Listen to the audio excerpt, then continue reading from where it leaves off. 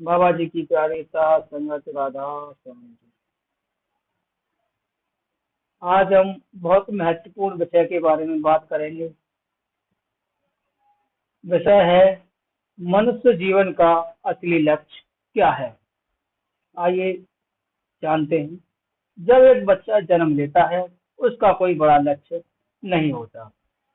जैसे जैसे बड़ा होता है उसके लक्ष्य बदलते जाते हैं। बचपन में अच्छे नंबर लाने की इच्छा होती है, फिर अच्छे स्कूल और कॉलेज में प्रवेश पाने की चाह होती है। उसके बाद अच्छी नौकरी, अच्छा व्यवसाय, धन दौलत, घर परिवार और समाज में सम्मान पाने की इच्छा जागती है। पूरी जिंदगी इंसान इन्हीं चीजों को पाने में लगा रहता है। उसे लगता है कि जब यह सब मिल जाएगा तब उसे सुख और शांति मिल जाएगी। लेकिन संगत जी, जब वह इन चीजों को प्राप्त कर लेता है तब भी उसके मन में एक खालीपन रहता है। क्यों?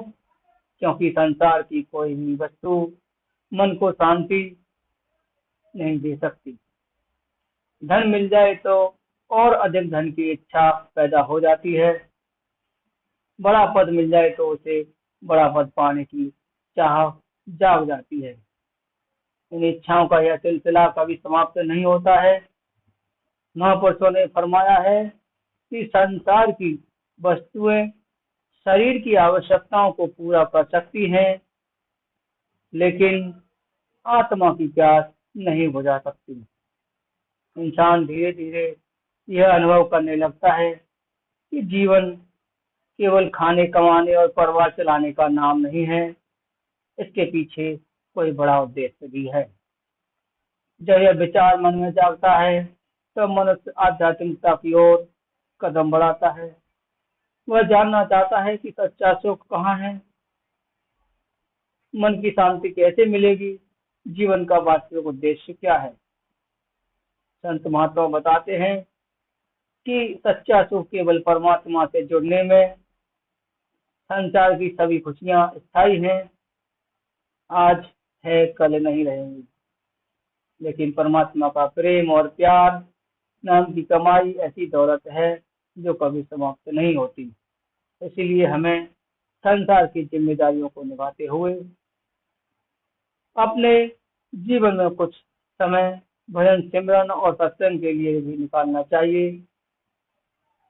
जब हम मालिक को याद करते हैं, उसका शुक्राना करते हैं और उसकी भक्ति में लगते हैं, तब धीरे धीरे मन को वह शांति मिलने लगती है जिसकी तलाश वह जन्मों जन्मों से कर रहा है।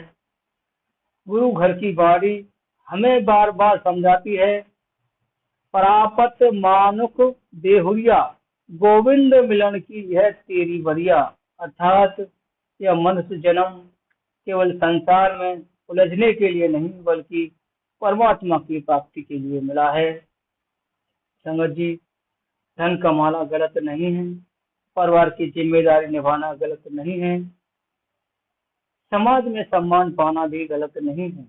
लेकिन यदि इन सब के बीच हम अपने मालिक को भूल जाए तो जीवन का सबसे महत्वपूर्ण उद्देश्य अधूरा रह जाता है। एक दिन यह शरीर यहीं रह जाएगा, धन दौलत यहीं रह जाएगी, रिश्ते नाते भी यहीं रह जाएंगे। साथ जाएगी तो केवल हमारी भजन बंदगी, हमारा प्रेम और हमारी कमाई कमाई हुई आध्यात्मिक दौलत। इसीलिए हमें अपने जीवन में संतुलन बनाना चाहिए। संसार के कार्य भी करते हैं और साथ साथ अपनी आत्मा की संभाल भी करनी है।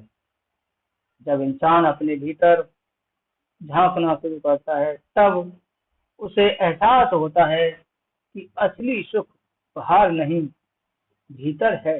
असली शांति किसी वस्तु में नहीं बल्कि परमात्मा के नाम में है। यही मनुष्य जीवन का असली लक्ष्य है।